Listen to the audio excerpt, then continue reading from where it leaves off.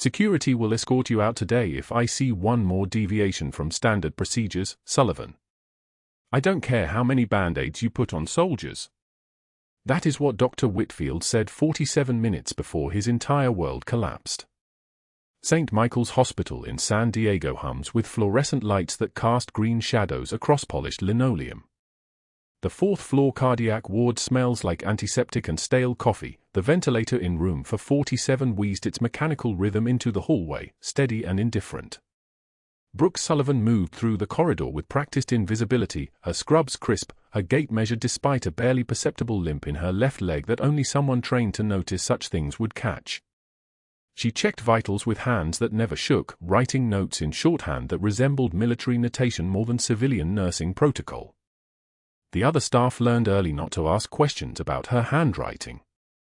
She'd been at St. Michael's for 7 months. Her civilian credentials were impeccable. References flawless. A Master Chief Petty Officer doesn't leave trails. In her locker on the basement level, beneath folded sweaters and spare compression socks, sat a pair of worn combat boots. Infant-sized. Fire-scorched. Preserved in a plastic freezer bag for 20 years. The leather was cracked at the creases, the laces fused permanently to the eyelets, the soles still caked with ash that no amount of time could clean away. Nobody at St. Michael's knew about those boots. Nobody knew that Brooke Sullivan, night shift nurse, was actually operating under direct orders from naval intelligence. Nobody knew that her nursing license was cover for something far larger than checking oxygen saturation and adjusting medication drips. What her colleagues didn't know was that she was here to monitor Lance Corporal Danny Reeves in room for 47. A Marine recovering from injuries sustained in Tikrit. A young man she'd pulled from a burning Humvee when he was 4 years old during her first deployment, 20 years ago, when she still had a military call sign and a command structure and permission to use force. When her identity was classified in 3 separate government databases. 3 residents had noticed her unusual competence. She could assess cardiac distress before the monitors alarmed. Her suture technique mirrored field medicine from a trauma tent outside Fallujah. She once redirected an entire code team with the quiet authority of someone who'd commanded under fire in Helmand Province. The residents whispered about her during coffee breaks. Most assumed she'd worked ICU for decades. 1 or 2 wondered if she'd been military, but you didn't ask a colleague about their past at St. Michael's. The hospital hired people who wanted to disappear into their work. Dr. Whitfield noticed something different. He noticed that Brooke actually read patient charts. Thoroughly. She cross-referenced medication orders. She flagged anomalies in imaging requests. 6 weeks ago, she'd quietly questioned the unusually high volume of cardiac imaging orders he'd been submitting for his patients, orders that benefited Cardiotech Solutions, the imaging company that paid him consulting fees through an LLC registered to his brother-in-law's address. $340,000 in consulting fees over 3 years, documented in spreadsheets that Brooke had clearly studied carefully enough to understand the pattern. He'd been cultivating this arrangement for 36 months. 1 phone call from an observant nurse to the hospital board's compliance officer could dismantle it completely. The vending machine on the 4th floor was a territorial landmark. Staff avoided it during the hours when Dr. Whitfield used it. Tonight, he stood there at 20:45 hours with 2 hospital administrators flanking him like territorial markers, the chief of staff and the director of nursing operations. Both men were nodding while Whitfield spoke, their body language the careful posture of men who owed favors and didn't want to lose institutional power. Brooke approached the machine from the north corridor, pushing a med cart with Danny's evening medications. She'd timed this route carefully. The medicine needed to reach room for 47 in the next 8 minutes. The vending machine was a necessary but unfortunate intersection with her route. She could circle around through the east stairwell, but that added 4 minutes to the delivery window, and Danny's next cardiac scan was scheduled for 2,100 hours. She needed to establish his baseline vitals before the imaging technician arrived. She was 6 feet from the machine when Whitfield's voice cut through the fluorescent hum. Sullivan. Perfect timing. His smile was a weapon. Exactly the kind of smile that predators show before they strike. We were just discussing patient safety standards. And your approach to them.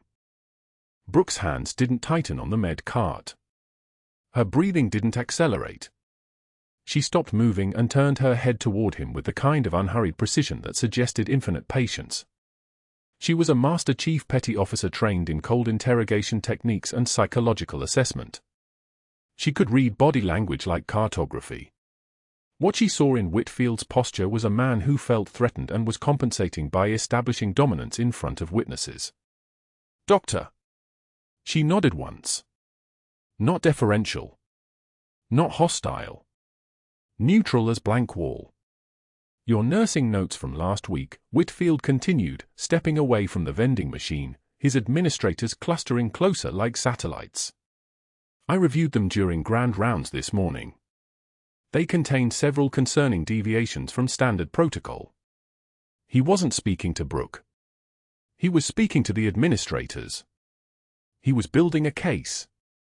Specifically, your decision to question imaging orders and to provide, let's call it unconventional patient assessment notes that duplicate physician responsibilities. The chief of staff shifted his weight. The director of nursing operations looked at her shoes. Brooke said nothing. In her 7 months at St. Michael's, she'd learned that silence was more powerful than defense.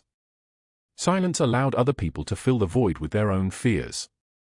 "I'm sure you understand," Whitfield pressed, "that we have established protocols for a reason. Quality assurance. Legal liability. Professional hierarchy." He paused, watching her face for a reaction. Finding none, he escalated. "Security will escort you out today if I see one more deviation from standard procedures, Sullivan. I don't care how many band-aids you put on soldiers. We're a hospital. Not a field station." The word soldiers hung in the air like poison gas. Carefully chosen. A probe to see if she'd react, if he'd guessed correctly about her background. Brooke's jaw tightened. Once. Barely perceptible. The trembling wasn't fear. It was restraint. The kind of restraint that comes from 20 years of combat deployments and learning how to kill with your bare hands and choosing not to. "I'll be more careful," she said quietly. 8 words. Professional. Non-committal. Exactly what an intimidated night shift nurse would say. She moved past the 3 men with the med cart, her pace unchanged, her shoulders straight. She didn't look at Whitfield again. She didn't acknowledge the administrators. She was just a nurse in scrubs moving through a hospital hallway at 20:47 hours on a Wednesday evening. She was invisible again. That was the entire point of the operation. Room for 47 was 9 doors down the east corridor. Danny Reeves was asleep when she entered, his chest rising and falling beneath the cardiac monitoring vest, the leads connected to a monitor that showed sinus rhythm at 72 beats per minute. Normal. Stable. The kind of vital sign that suggested a healing Marine who might actually survive his injuries and return to active duty. Brooke logged the evening medications into the 4-line, metoprolol for heart rate control, lisinopril for blood pressure management, a low-dose aspirin regimen. She recorded the vitals in the electronic chart.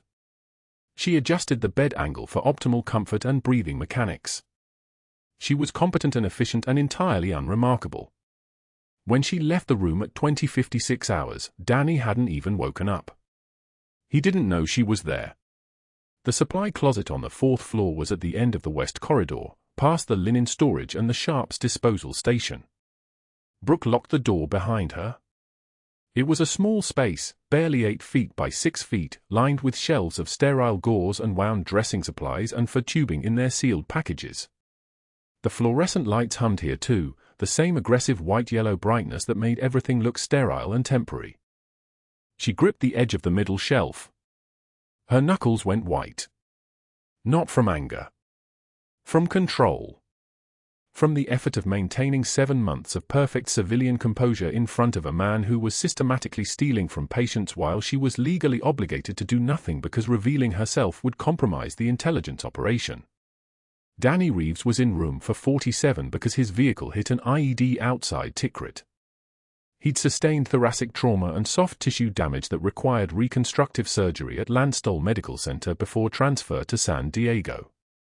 What the medical records didn't mention was that Danny Reeves had been 4 years old when Brooke first carried him through hostile territory. His biological family had been caught in crossfire during a neighborhood sweep in the Jolin district. American forces were clearing a suspected insurgent safe house. Civilians were present. Families were present. Children were present.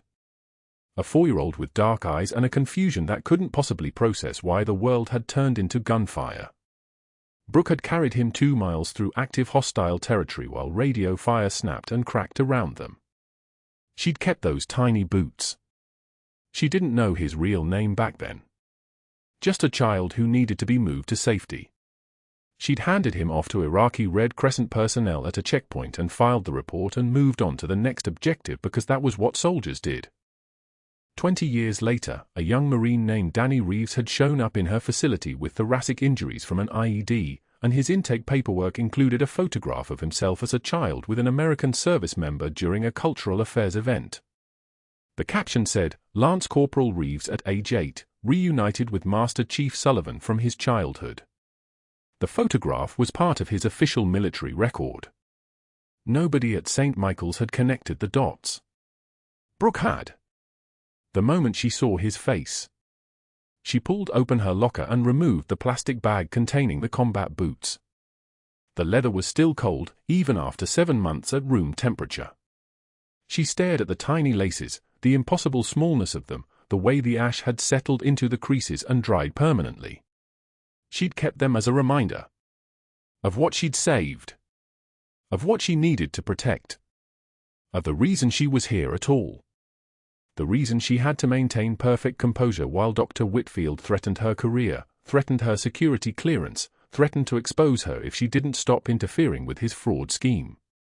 Because the moment she revealed who she was, she'd lose access to Danny Reeves. The intelligence operation would be compromised. The other wounded Marines she was monitoring would lose their protector. The naval intelligence surveillance of security leaks through the veteran rehabilitation pipeline would collapse. She was here to catch traitors among the wounded. Men who'd been approached by foreign intelligence while recovering from injuries, men who'd been compromised or coerced, men whose loyalty had been purchased with promises or threats. Danny Reeves wasn't one of them. He was genuinely healing. But 3 other Marines on the 4th floor were flagged in her operational briefing. One of them was selling classified information about military procurement schedules to a contact in Northern Virginia. Another was being blackmailed by a family member connected to a Russian intelligence network. Brooke was their invisible watchdog. A night shift nurse who read charts carefully and noticed patterns and protected them because they didn't even know they needed protecting. Dr. Whitfield was trying to force her out. He didn't know why she was actually here. He just knew that she represented a threat to his income stream. She held the boots for exactly 30 seconds. Then she returned them to the locker, closed the door, and walked out of the supply closet at 2,103 hours. Her hands were steady. Her breathing was controlled. The trembling had passed. Security wouldn't escort her out today. Not today. Not while Danny Reeves was still in room for 47.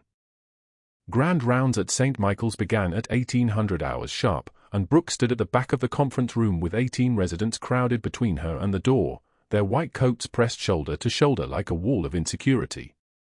Dr. Whitfield held her patient chart above his head like a prosecutor presenting evidence, his voice carrying the kind of theatrical condescension that filled the room before his words did. "Here we have Nurse Sullivan's documentation," he announced, reading her notations aloud with exaggerated slowness. VSQ-15. PT ambulatory with assist. Are we practicing medicine or playing soldier? 2 residents snickered. Their eyes darted sideways, checking to see if she would react. She didn't. Her jaw tightened once, barely perceptible, a single muscle twitch that lasted half a second, and then her face returned to the smooth blankness of someone reading a weather forecast. Whitfield turned the page. "Look at this, she's documented a cardiac strain pattern in her own assessment before the actual EKG confirmed it. Field triage notation, not hospital protocol. This is what happens when we hire people whose training belongs in a tent, not a teaching hospital. He looked directly at her. Rambo here seems to think she's still in Fallujah. The room held its breath.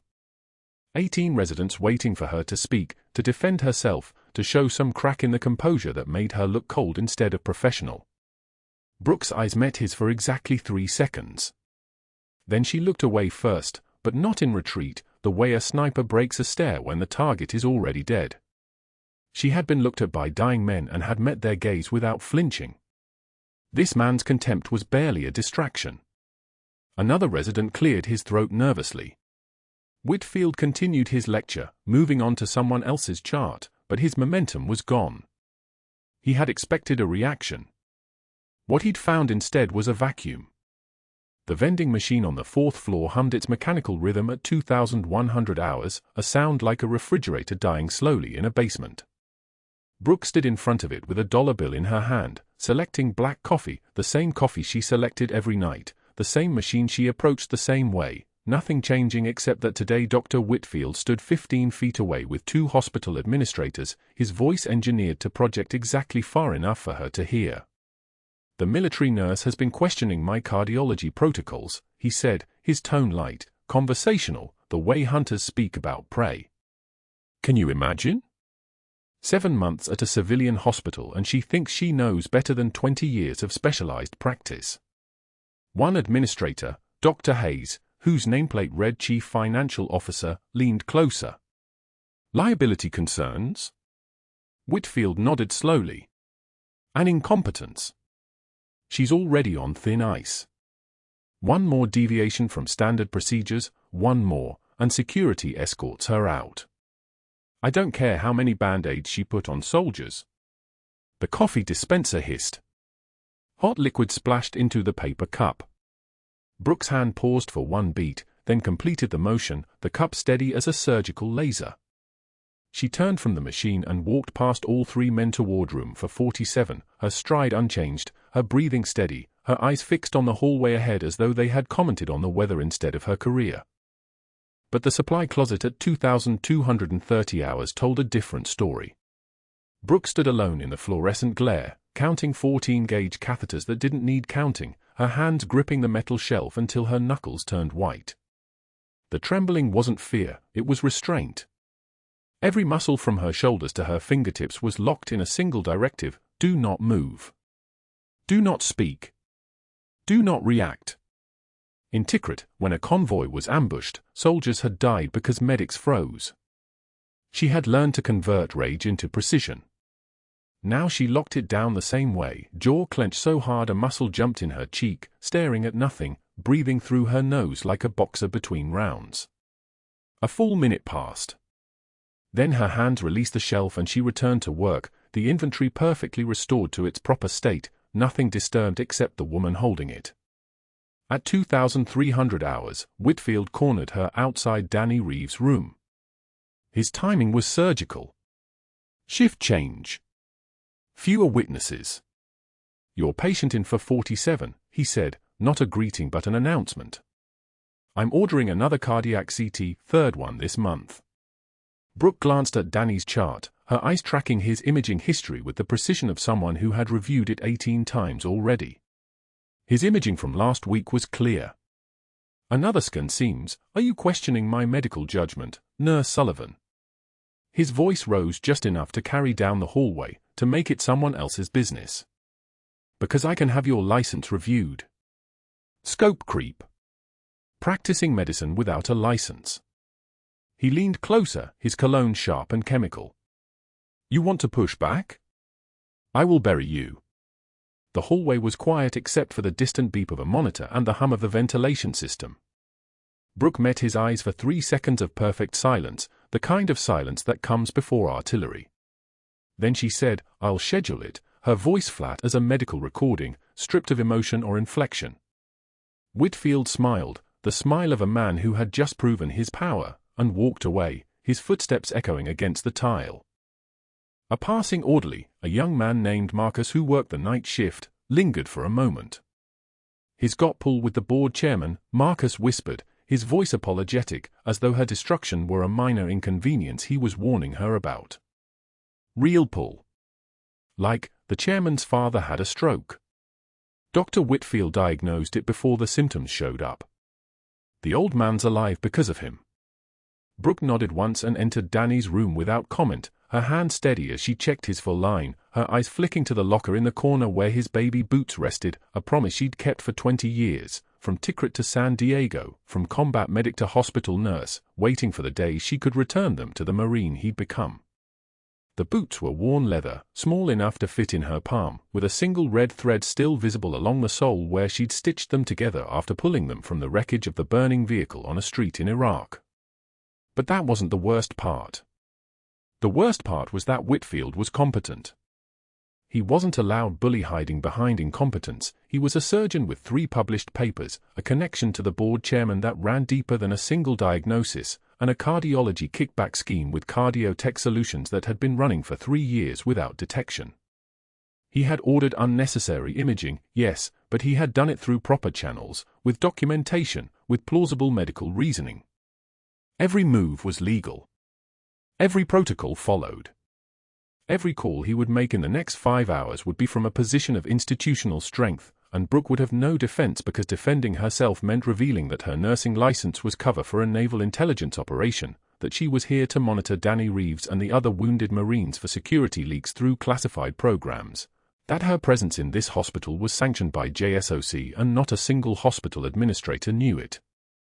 She checked Danny's vitals one more time at 2,340 hours. Temperature normal.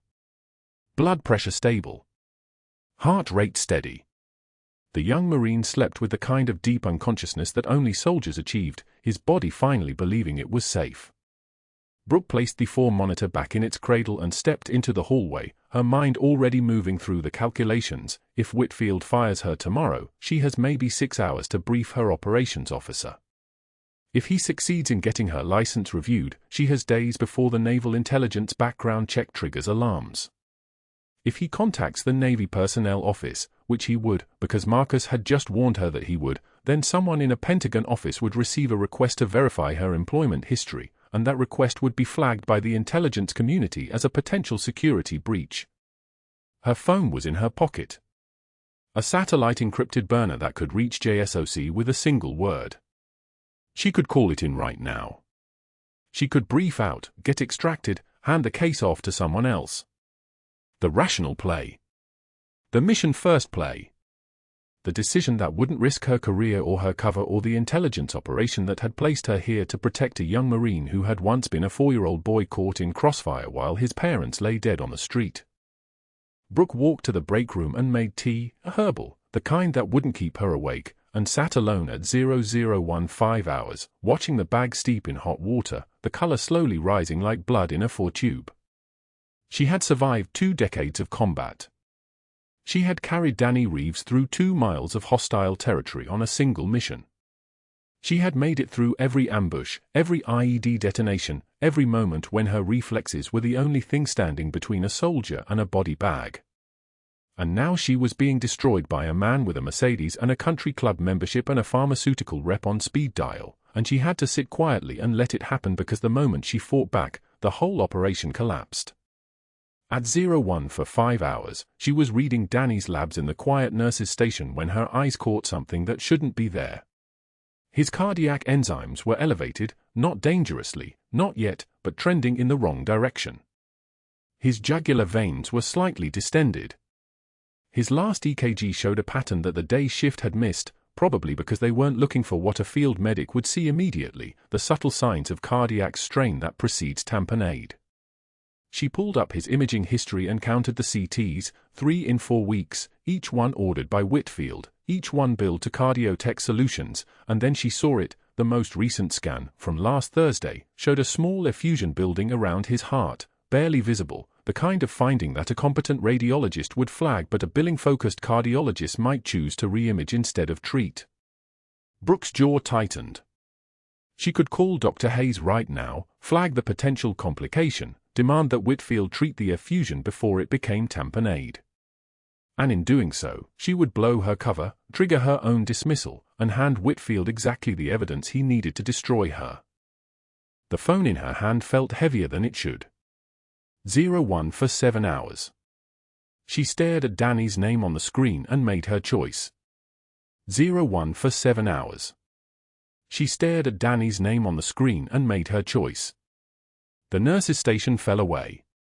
Fluorescent light glinted off the monitor displaying his lab results, and Brooke's eyes narrowed at the numbers that shouldn't exist. Troponin I elevated to 3.8, normal was 0.04. CKMB spiked to 18. Myoglobin climbing. The cardiac imaging Dr. Whitfield had ordered twice in 36 hours had shown nothing. No coronary occlusion. No MI. Clean vessels, he declared with the satisfaction of a man whose billing codes were already processed. But Brooke had spent 2 decades reading bodies the way most people read newspapers, and bodies didn't lie. The numbers spelled out a story that imaging had somehow missed, fluid accumulating around the heart. Tamponade developing. A pressurized prison closing around the cardiac chamber, squeezing it into silence. She printed the labs without touching the computer screen and moved down the hallway with the measured pace of someone who wasn't running. Running meant panic. Panic meant questions. Questions meant exposure. Her chest felt like a compressed spring, but her face was flat water. In room for 47, Danny slept under a hospital blanket thin as tissue paper, his young Marine's face finally slack with exhaustion. She checked his pulse, still present, still strong, but the threads of it felt wrong somehow. Thready. The way someone's voice gets when they're already halfway to somewhere else. She knew that feeling. She'd learned it in Fallujah. Bodies sent signals before they quit. The key was listening. His blood pressure was dropping. 112 over 68 3 hours ago. Now 106 over 64. The decline was subtle enough that the nurses on the day shift probably hadn't noticed it, hadn't seen the pattern in the vital signs printed out every 4 hours like a prophecy nobody was reading. Brooke had read it. She'd read it the way she used to read convoy routes during the height of the surge, looking for the places where things fell apart. Danny's numbers were falling apart. The pericardium was filling with fluid, constricting his heart with the pressure of a fist slowly closing around something fragile. In medical school they called it Beck's triad, muffled heart sounds, elevated JVD, hypertension. In the field, they called it dying. She couldn't report it without naming her source. Couldn't explain her conclusions without revealing that a night shift nurse had the diagnostic acuity of a trauma surgeon. The Naval Intelligence Operation monitoring Danny Reeves for security vulnerabilities would collapse if Command learned she'd blown her cover to save him. And yet, she stood at his bedside with her hands gripping the bed rail, and somewhere in her chest, the pull of a 4-year-old boy's weight in her arms was stronger than classified protocols. She'd carried him through 2 miles of hostile territory once before. She wasn't about to watch him die from a treatable condition while she stayed silent. At 0155 hours, she began documenting everything. Not the diagnosis, that would require explanation, but the clinical deterioration itself. Vital signs trending downward. Heart sounds muffled compared to baseline assessment. Patient becoming increasingly lethargic. She noted each observation in the chart in language so neutral, so procedurally banal, that it read like routine assessment. If someone reviewed this chart later, if this somehow ended up in a legal file, it would show that Brooke Sullivan had been vigilant. That she had seen the signs. That she had documented with precision and care. At 0158 hours, Danny's monitor began to alarm. Not crisis. Just drift. Just the electrical system of his heart starting to lose its way, the rhythm becoming irregular, the spike pattern on the screen starting to look like a seismograph before an earthquake. Brooke was already moving. She'd known this was coming the way you know which cloud will drop the rain. She triggered the code button herself at 0159, not waiting for the telemetry alert to cascade through the system, and then she was moving through the crash cart's drawers with the efficiency of muscle memory that was older and deeper than anything civilian protocol could touch. The scalpel came out of the sterile tray still gleaming. The betadine bottle sat beside it like a prayer. She swabbed his chest in 3 efficient strokes, left anterior, right anterior, down the sternum, and the smell of antiseptic rose up like incense, like every field hospital, like every moment she'd spent keeping people alive in places where death was standing in the doorway. The blade entered between his ribs, 5th intercostal space, midclavicular line, just the way her hands remembered. Just the way 1,000 drills and 100 real operations had taught her when she was no longer a nurse but a combat medic holding the line between living and the other thing. Blood welled up warm and dark. She spread the incision with the retractor, precise movements, economical. No wasted motion. No hesitation. The pericardial sac bulged in front of her, swollen, taut, compressed with fluid that had been killing Danny centimeter by centimeter as the day shift nurses charted normal vitals and Dr. Whitfield billed his unnecessary imaging orders. She sliced the sac open and the fluid released like a held breath, dark and thick, and underneath it all, Danny's heart lay still. Unmoving. A muscle that had stopped remembering its own rhythm. Her bare hand went in no gloves, no ceremony, just skin to the chambers and the walls and the electric stillness of a heart that had forgotten how to live. She found the rhythm in her fingers because her fingers already knew it. Compress. Release. Compress. Release. The mechanical repetition of something that should have been automatic, now made manual, now brought back to life by human touch and human will. The code team crashed through the double doors at 90 seconds and froze in the doorway, all of them, staring at the sight of a night shift nurse with her hand buried in a patient's chest cavity, performing open cardiac massage like this was exactly where she'd trained to do this, because it was defibrillator ready. Her voice was not a nurse's voice. It was something older and sharper. Charge to 200. The senior resident moved automatically, muscle memory of his own, and nobody questioned it. When someone speaks with the authority of someone who has literally held death in their hands and won, people move. At 2 minutes, Whitfield appeared in the doorway, his face already draining white as he understood what he was seeing. A comprehensive violation. A procedure that required surgical credentials. A demonstration of competence so far beyond the scope of practice that it would be used against her, weaponized against her, the moment he decided to pull the trigger. Charge to 360. Another pulse check. Nothing. Danny's heart remained a fist in her palm, unresponsive, still failing. Brooke felt the rhythm through her fingertips, the way you feel a car engine about to stall, the tremor before the silence. She adjusted the angle of her compression, went deeper, pushed from the shoulder the way she'd learned in a sand-colored field hospital while rounds came down like rain. 30 seconds more. 60. The monitor traced flatlines and false hope and the desperate electrical noise of a body trying to restart itself. At 2 minutes 40 seconds, Danny's heart spasmed under her fingers. Once. Like a hiccup. Like waking up. The monitor jumped into a pattern that wasn't quite rhythm but wasn't flatline, and that moment of transition, that single moment where a body chooses living over dying, was the only music that mattered. Sinus rhythm. The senior resident's voice shook. We have sinus rhythm. The rest was mechanization. Brooke's hands came out of Danny's chest and the team surged in with sutures and pressers and the machinery of modern medicine reasserting itself, the intubation, the monitoring, the pharmacological resurrection that completes what manual hands can only begin. She stepped back into the corner, her hands dripping, her scrub soaked with blood that was already cooling, and watched Dr. Whitfield's face cycle through shock, calculation, and something that looked like fear. Where did you learn that? The resident, his voice cracking. That's not in any nursing protocol. Brooke turned on the sink and began washing her hands in silence, the water running red and then darker red and then finally clear. She didn't answer because there was no answer she could give that didn't end everything. Behind her, in the room, Danny's heart continued its improbable rhythm. Whitfield stood in the doorway with his phone already in his hand, and even without turning around, Brooke could feel him making his calculations.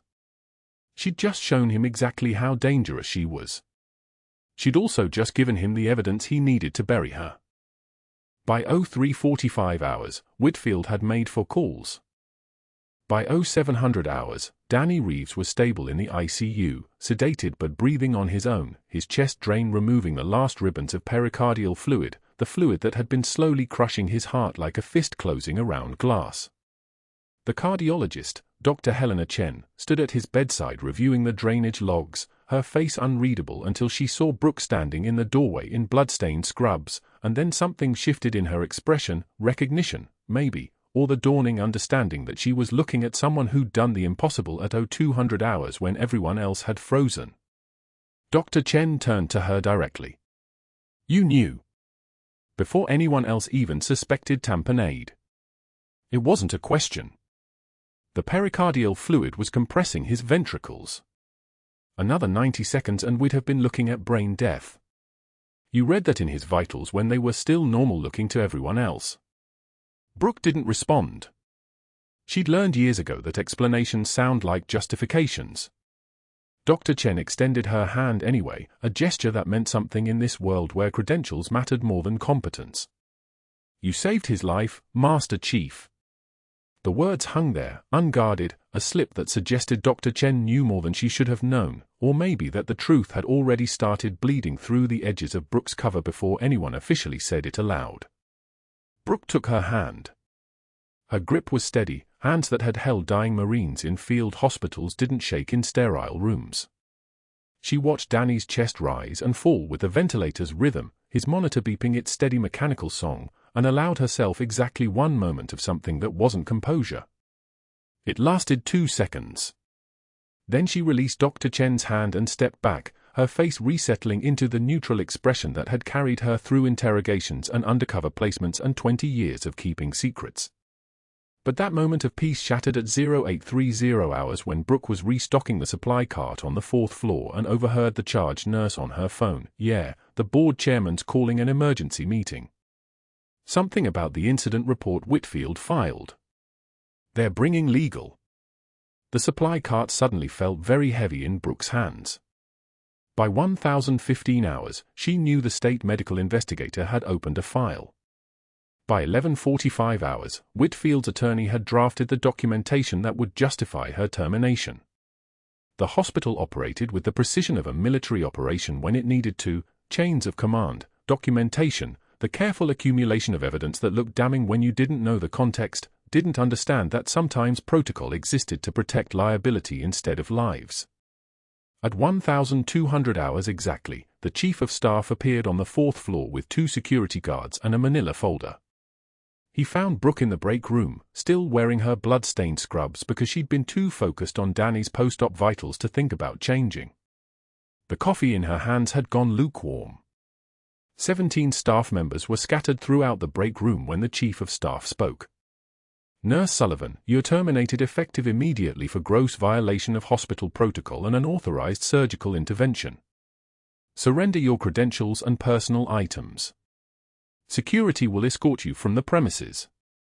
His voice was careful, the practiced tone of someone reading from legal documentation, someone who'd already been briefed on liability and malpractice and the difference between saving a life and opening the hospital to 7 figures in lawsuits. Brooke set down her coffee with the kind of deliberate control that made the cup settle perfectly into the center of the saucer, not a tremor, not a hesitation. She unpinned her ID badge from her scrubs and extended it toward the chief of staff. The badge swayed slightly as she held it out, 17 years of perfected composure manifest in that single gesture. A resident, a young man whose name she'd learned was Marcus, started to stand up. She saved his life. Danny's heart was literally, the chief of staff raised his hand. "I'm aware of the circumstances. This hospital cannot accept the liability of unqualified personnel performing surgical procedures, regardless of outcome. It's not negotiable." Security moved toward her with the kind of practiced gentleness reserved for escorting people who weren't going to resist. Brooke didn't resist. She followed them to her locker on the 3rd floor, watching as they stood beside her while she collected her personal items, a photo of the San Diego coastline, a phone charger, a plastic bag containing 2 tiny worn combat boots that had traveled with her for 2 decades, their leather cracked and faded, the laces still tied in the bow she'd done herself when Danny's mother had dressed him for his last morning alive. She'd carried them through for combat deployments, hidden them in lockers and hotel rooms and the bottom of her go bag, kept them like other people kept saints' medals or photographs of loved ones. She couldn't defend herself because defending herself meant explaining why she was monitoring Danny Reeves, meant revealing that a Master Chief Petty Officer in Naval Intelligence had been embedded in this hospital as a civilian nurse to track potential security breaches among wounded Marines across 3 separate facilities. Blow that cover, and she didn't just lose her career, she compromised an operation that protected classified information, endangered the lives of Marines under her surveillance, and handed hostile intelligence agencies the names of people she'd spent 18 months building into her network. One life, even the life of a boy she'd carried through hostile fire 20 years ago, even the life of someone she'd been secretly protecting since the moment they wheeled him into room for 47, wasn't worth thousands. The math was brutal. The math was absolute. She walked out through the main lobby at 1,220 hours, her head high, her shoulders back, her face emptied of everything except the kind of stillness that comes from combat. Visitors parted around her the way water parts around a stone. The automatic doors slid open, and she stepped out into San Diego sunlight that felt obscene, too bright and clean for someone who'd just been erased from her own life. She didn't go home. At 0300 hours, she sat in an empty diner on Harbor Drive called Mickey's, a place that served coffee at any hour to the people who needed to disappear into diners at 3 in the morning. The fluorescent lights cast everything in a sickly yellow that drained all color from the world. Her coffee had been full an hour ago. Now it was cold, a skin forming on the surface where the heat had died. She stared at her reflection in the dark window across from her booth, a woman in civilian clothes, jeans, and a plain shirt, her hair down instead of pinned, wearing neither the white of a nurse nor the dress blues of active service. Neither identity fit anymore. Neither identity was still hers. The waitress, a woman in her 60s with tired eyes and a name tag that said Carol, paused at her table. "You want a refill, honey?" Brooke didn't answer. She was thinking about the promise she'd made to a 4-year-old boy in a field hospital in Tikrit while his blood soaked through her combat uniform and her hands performed the only miracle she'd ever managed, keeping him alive long enough to reach the surgical teams. She'd kept those boots for 20 years because that promise was the one thing she'd actually managed to keep intact, the one secret she'd protected better than any classified intelligence. And now she'd saved his life again, and it had cost her everything that first promise was supposed to mean. Because protecting him from harm while he recovered had required her to embed herself in his world, to watch him, to become someone he'd never suspect was watching. And now that identity was gone, the mission was compromised. The cover was blown the moment she'd cut open his chest with her bare hands. And remembered how to do the one thing she'd never wanted to do again. She'd spent 2 decades protecting Danny Reeves so that he could become a Marine. And in the moment she'd finally needed to protect him one last time, she'd lost the ability to ever protect anyone again. The booth was empty except for her and Carol and 3 other people scattered throughout the diner, people with their own reasons for being awake at 0300 hours, their own griefs, their own cold coffee and regrets. Outside, rain began to hammer the windows like applause, relentless and soft and devastating. Brooke stared at her ghost reflection and didn't blink. The hospital lobby television caught the 1,700 hours broadcast like a sudden intake of breath. The anchor's voice cut through the afternoon noise, steady and authoritative. Decorated Master Chief Petty Officer Brooke Sullivan, missing for 8 months from Naval Special Operations, has been identified working under civilian cover at San Diego's St. Michael's Hospital. Her whereabouts remain classified. The families waiting in uncomfortable chairs went silent. Visitors turned toward each other, uncertain if they'd heard correctly. The elderly security guard, a Vietnam veteran with silver at his temples, straightened incrementally, his hand moving toward his badge. Then the automatic doors hissed open. 2 Marines in dress blues entered first, their uniforms sharp as razors, their movements synchronized like synchronized swimmers cutting through still water. Behind them walked Brooke Sullivan in civilian clothes, her posture unchanged, her face unreadable.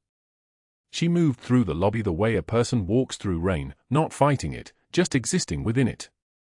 The crowd didn't recognize her at first. Then Danny Reeves, still favoring his left side, pushed himself up from a wheelchair with the determination of a man who'd learned to move through pain like it was just another room to cross. His voice carried across the lobby like a radio transmission cutting through static, Nightingale actual. The room crystallized. Conversation stopped mid-sentence. A child's hand went slack in her mother's grip. The elderly security guard snapped to attention so sharply his chair rolled backward. His voice boomed across the tile, Master Chief Petty Officer on deck. Within 30 seconds, the lobby doors opened again. A Marine Corps general entered, reading from a document he held at eye level, his voice carrying the weight of medals and decades. Purple Heart. Purple Heart. Purple Heart. He paused between each one, letting the weight settle. Bronze Star. Bronze Star. Another pause. The lobby was so quiet you could hear the ventilator in ICU 3 floors above, its mechanical rhythm the only sound competing with his words. 47 lives saved across for combat zones. Sanjin Valley. Fallujah. Helmand Province. Jolin District. The numbers accumulated like snow, like weight, like impossible truth. Then Danny stepped forward. His voice, when it came, was steady but trembling with something that wasn't fear, recognition, maybe. Gratitude that had nowhere else to go. I was 4 years old in Tikrit, he said. There was fire. Everywhere fire. The streets were burning. My family was gone. He looked directly at Brooke, and the entire lobby leaned forward without moving. She came through the smoke. A woman in combat gear, carrying a medic bag and a rifle, and me, just me, a screaming 4-year-old boy she didn't know. She carried me through 2 miles of hostile territory. Snipers. IEDs. Rooftop gunfire. His voice cracked slightly. She kept me alive. And then she kept my shoes. He held up the pair of worn combat boots, fire-scorched and impossibly small. These. For 20 years. Waiting for me to grow into them. Waiting to give them back to the Marine I became. The silence lasted exactly 3 seconds. Then applause thundered against the walls like artillery, like a helicopter taking off, like the sound of survival itself. It came from the visitors, from the nurses who'd just finished their rounds, from the orderlies restocking supply carts, from a cardiologist who'd stepped out of an office to see what the commotion was. The applause echoed off tile and glass and the hard surfaces of a hospital built for precision, for measurement, for the quantifiable saving of lives. Brooke didn't smile. She stood still as stone, her eyes fixed on Danny's, her composure intact in a way that made the applause louder, as if the crowd was trying to fill the space her silence left behind. But that wasn't the worst part for Dr. Whitfield. Not the video that would go viral, for 0.2 million views within 48 hours. Not the news crews that showed up at the hospital demanding statements. The worst part came at 1900 hours when the state medical investigator called to tell him that the file he'd submitted to justify Brooke's termination contained something interesting. Cardiac imaging records for Danny Reeves. While cross-referencing those records, the investigator had noticed a pattern: 3 cardiac CTs in 4 weeks for a patient with no diagnostic indication. The kind of pattern that triggered automatic fraud screening. By 2100 hours, the investigator had pulled 6 months of Whitfield's cases. 47 patients. Unnecessary imaging. All processed through Cardiotech Solutions. The weapon he'd constructed to destroy Brooke, the formal investigation into her conduct, had turned on him like a serpent recognizing its own species. Within a week, the state medical board suspended his license pending full audit. Within 2 weeks, FBI investigators interviewed 23 patients who'd received unnecessary radiation and contrast dye, exposing them to risk for profit margins and kickback schemes. Within a month, Cardiotech Solutions CEO was arrested for healthcare fraud conspiracy. St. Michael's Hospital settled with affected families for $4.7 million. The hospital's own lawyers informed Whitfield that his presence on staff created immediate liability. His attorney negotiated the only deal available: surrender his medical license permanently, pay $340,000 in restitution, avoid prison time by cooperating with the federal investigation. 6 months later, a Marine visiting his grandmother at St. Michael's walked past a strip mall on Rosecrans Street. His eyes caught on something that didn't belong: a folding table wedged between a nail salon with its windows fogged pink and a vape shop advertising 20% off premium pods. Behind the table sat Dr. Whitfield. He wore a tie that cost less than his old hospital parking permit, and a suit that hung on him like borrowed skin. Before him were stacks of brochures, Medicare supplemental plans, gap coverage, final expense policies. His hands shook as he tried to explain coverage options to an elderly couple who weren't listening. They walked away mid-sentence. Whitfield's hands trembled as he straightened the brochures they'd scattered. The Marine recognized him from the lobby video, the one showing his entire world collapsing into public knowledge, his schemes exposed, his career vaporized. Whitfield looked up and made brief eye contact, and his face went the color of medical gauze. He knew. The Marine knew. The table between them contained everything Whitfield had become: sales commissions that barely covered rent, conversation with strangers who wanted nothing from him, the particular isolation of a man who'd wielded power over life and death now begging people to buy insurance they didn't need. The couple left. Whitfield sat alone at his folding table as traffic rushed past on Rosecrans, a man compressed into 8 square feet of rented concrete. At 1800 hours, the strip mall manager came out and told him his table rental was up. Whitfield folded his brochures with shaking hands and loaded them into a 2007 Honda Civic with a cracked windshield, driving away through rush-hour traffic, invisible to everyone except the people he'd harmed. Brooke stood in St. Michael's Hospital chapel 3 weeks later, afternoon light filtering through stained glass windows and painting colored shadows across empty wooden pews. Her naval intelligence mission was complete. Danny Reeves' security clearance confirmed clean, the monitoring operation concluded successfully, and she'd been reassigned to Naval Special Warfare Command with a commendation. St. Michael's had offered her a position as Director of Emergency Medicine, a formal public apology, and a $200,000 settlement she donated to the Marine Raider Foundation without hesitation. But she wasn't in the chapel for any of that. Danny Reeves entered from the side door, moving carefully, still healing, carrying a small cardboard box. Inside were the worn combat boots, infant-sized, fire-scorched, preserved across 20 years like a promise kept. "You kept them," Danny said quietly. "I kept my promise," Brooke replied. They sat in silence for a long moment, two warriors shaped by the same fire, connected by a debt that transcended language. Danny told her his father, the Marine chaplain who'd adopted him from a Baghdad orphanage, wanted to meet her. Brooke nodded. Danny stood to leave, then turned back. "Master Chief? That thing you said, about patience." Brooke smiled slightly, the kind of smile that appears and vanishes before anyone can fully register it. Some battles are won by those patient enough to let their enemies defeat themselves. After he left, Brooke remained in the chapel, staring at the stained glass window, thinking about the architecture of revenge and how it rarely requires your participation. A hospital chaplain entered and asked if she needed anything. "No," Brooke said. "Just remembering something." She stood and walked out into the San Diego sunlight, past the lobby where she'd been recognized, past the 4th floor where she'd saved a life with her bare hands, past the security desk where the Vietnam veteran saluted her every single morning now. At the exit, she paused and turned back one final time, looking at the ordinary chaos of a hospital, doctors rushing, families waiting, lives hanging suspended in the balance between tragedy and tomorrow. The quietest person in the room might be holding it all together.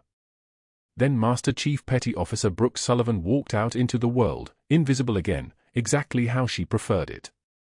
If you've ever witnessed corruption in a hospital, a police department, or any institution trusted with human lives, don't look away.